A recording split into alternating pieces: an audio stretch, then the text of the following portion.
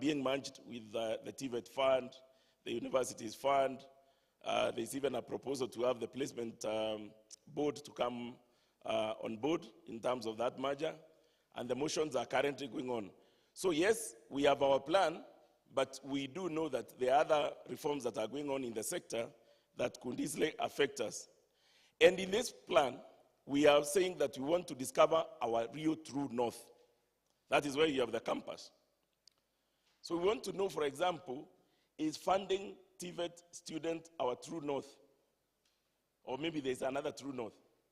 And some of the things that I'll go through shortly is actually trying to discover whether that is exactly our true north.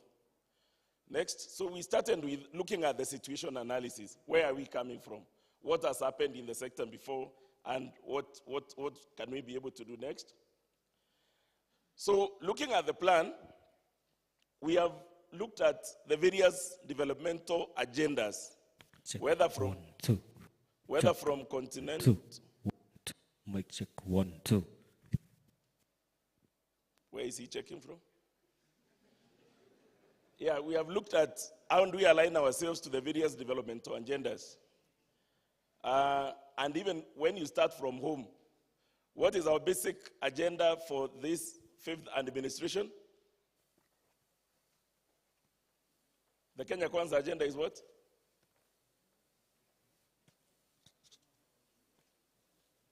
Do you recall the plan? You don't recall the plan? Better. What does better stand for? Yeah? Bottom up. That's the only thing we can remember on it. And we'll be looking at it. So we have looked at those developmental plans, whether short-term, medium to long-term. And I'll be going through them. And they have been anchored on this plan that we are delivering. We have also looked at, we have looked at the strengths, weaknesses, opportunities, and also the threats that we have as an organization, as part of the Check. background 1, review 2. that we are doing. Check. 1, 2. 1, 2. Check. I don't know, he's checking from David. So we have also done a SWOT analysis on it. We have also done a PESTEL analysis on the macro environment that we are operating from before we came up with this plan. From a global agenda, next. From a global agenda, we have looked at the, next.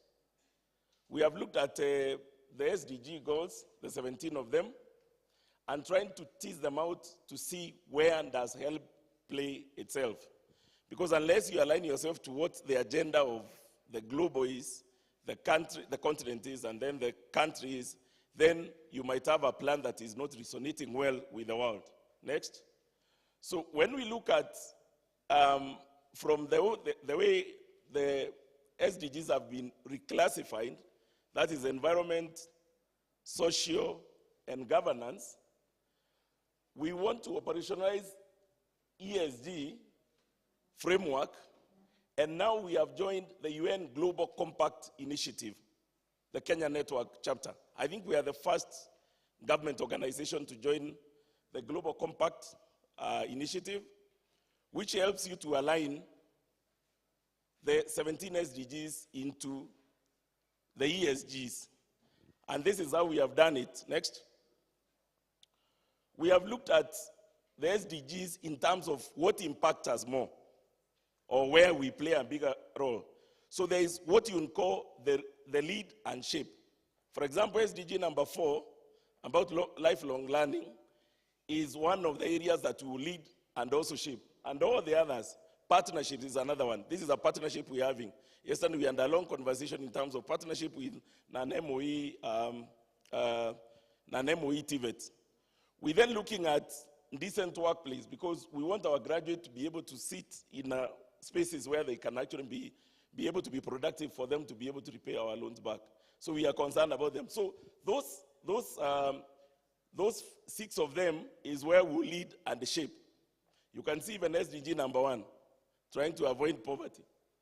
And even the one of hunger, because we give you upkeep money, which helps you to avoid hunger, isn't it? Although now I'm hearing in KU there's something called Kuinama. You know what is that? Yeah, when lunch comes, then it passes. Because help has not come. Yeah, so we are concerned about those ones, and how do we support them? The others we cannot do alone. So we will cooperate with others. So again, those 7, I think there are 7 of them, are the ones who will be able to work with other people to be able to deliver. The others that we can only follow and amplify. Yeah? Again, those are the 4 that we'll be able to do. What we are trying to do out here in this strategic plan is to give a priority list of what we'll be able to undertake immediately with others, or maybe follow the nation where it is going. Another development agenda that we are looking at in terms of this strategic plan is a continental context, which is the Africa we want, which is AU Agenda 2063, and it talks about the Africa we want. Now remember, one of the key components of this Agenda 2063 is a strategic framework for socio-economic transformation of the African continent over the next 50 years. Now, within it, there are some sub-themes that actually affect us directly. And one of them is what you call CES for Africa 2016-2025. CES is Continental Education Strategy for Africa. And inside there are 3 key parameters that CES is trying to address. One of them is the digital appropriation in education. So one of the key things we would want to hear from TVET, for example, is how do we operationalize that? For university sector, we kind of are clear in terms of what we want to do by provision of laptops for university students to enhance their learning. What about TVET? We would want to hear from you. Is it laptops? Is it desktops? Is it mainframes? What do we do in terms of enhancing that technology? Another key item is education digital technology for digital empowering citizens. And you have seen what this government is trying to do for the citizens. Automation of most of the services across there. Is it possible for us to do most that automation aspect? And one of the key things I want to congratulate TVET colleges is the automation levels. It's actually amazing that some of the TVET colleges are way ahead of the universities in terms of automation, whether it is bookkeeping or the way they run their business within their colleges. So we can only encourage you to keep it up so that then we can be able to communicate seamlessly between maybe the center and where you are. Again, building capacity for AU members in terms of digital infrastructure. So you have seen digital and access 2016-2025 is talking heavily about digital. In this plan that we are exposing to you today, is trying to embrace that context. Another area that we are looking at is the EAC community. As you are aware, the EAC community is now 8 member countries, and it is growing. We think that even the Southern African region is going to join this EAC protocol. And the vision of EAC is to be prosperous, competitive, secure, and stable, and politically united East African community. One of the key things EAC is trying to address is the quality of and access of education, the system of education, and again, skills for emerging development initiatives. This plan that we are launching today, or that we are exposing today to you, is trying to address areas what EAC is talking about. Then from a local context, you are aware that the country is running through the long-term agenda of Vision 2030. How many years do you have to finish the Vision 2030? 6 years. Have we been able to achieve all these parameters? Because those are the pillars that we talked about, economic, social, and political. When you try to go to each of them, most of them have actually been achieved, except maybe economic, where there's been, it has been against a backdrop of also the entire globe not doing as well as we can. But from a social and political, you can see that most of the parameters have actually been achieved. The main enabler in education for the Vision 2030, education is an enabler so that you have an learning society. So if you look at the expansion of TVET, for example, There are now about 223 operational TVET in the country, racing towards that number of 290. There are 79 universities in the country. There are about 12,000 secondary schools in the country. There are over 35,000 primary schools across the country, which means, from an education perspective, that KPI seems to have been met. And of course, the foundation of that is the national value system. By the way, for those of you who follow the local economic views, the country is now racing up for preparing what they are calling Vision 2063. And by 2063, how many years will we be as a country? Yeah, since independence? Yeah? 100, yes. So we are preparing for Vision 2063 as a country that should be able to help us, run across the country. Then finally, from a local context, as you know, the fifth administration was put in office in September 2022. And when they came in with a better transformation agenda, looking at agriculture, MSMEs, housing and settlement. That is why, by the way, you are paying the housing levy. Do you know why you are paying housing levy? It's because of that, number 3. And then healthcare, of course, a lot is happening in terms of the reforms in healthcare. And then the digital superhighway, which is the aspect of digitalization. And those are some of the accelerators of MTP4, which has already been launched. And our strategic plan fits in that period of the MTP4. So again, this plan that we are exposing you to today will try to embrace that better approach. So one of the key things that I'll be looking at is, please give us a feedback on what we are going to elaborate today. And there you have your handles there. You can use that. You can also use our contact center that is exposed there, or our planning officer, Dr. Richard Ngali. I've also given his email there. Please take them if you think there is anything you can add to us. We would really appreciate. Yes, I will leave it open for a while, even as I see photos are being taken of that slide in terms of the contact.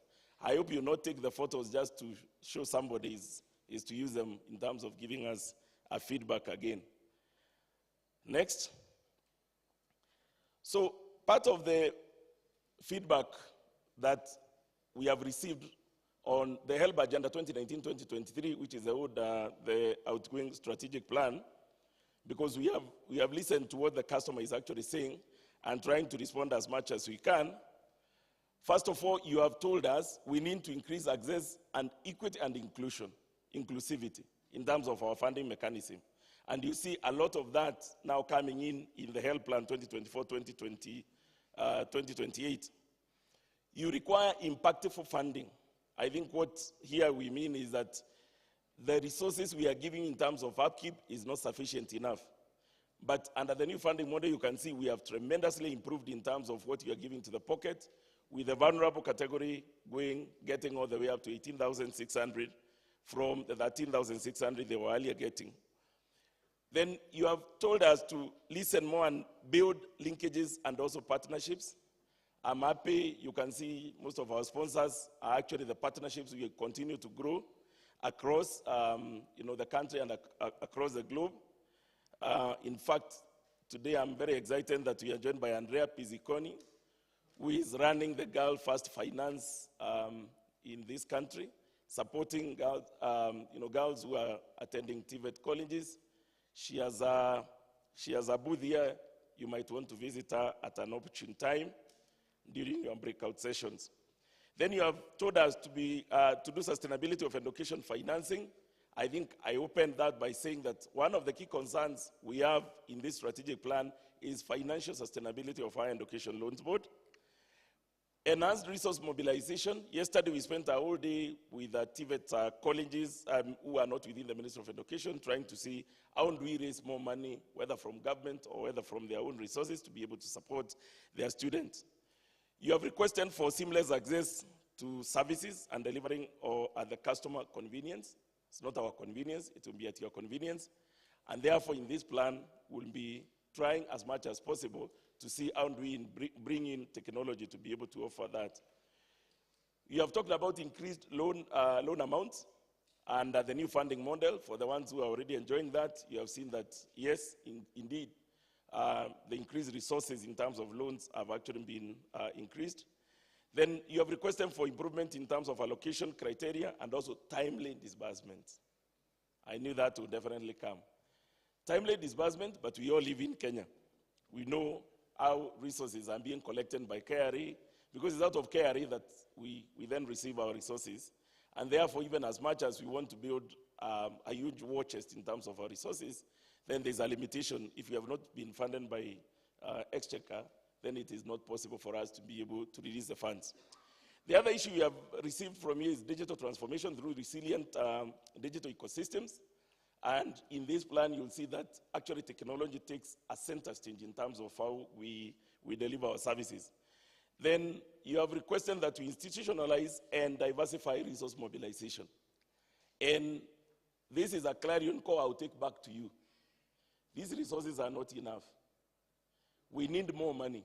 Where does that money come from? From where you are seated, you come from a county, you come from a constituency. Please go and convince your governor, your MP, on the need to pull all the resources into our education loans bond for purposes of disbursing to our students. We have about 7 counties already who are doing that, about 5 constituencies who are doing that. We want all the other counties and all the other constituencies to be able to do that. And you may not know how it works, but if you call on us through that contact we have given you, we are ready to work with you until you make sure that your county is banking with us or your constituency is banking with us. Our assurance is what you have requested on prudent financial management, that we commit ourselves to be able to deliver just like we have delivered over the last 26 years. Enhanced data management, and for those who interacted with the new funding model and HEF, that is higher education financing portal, you must have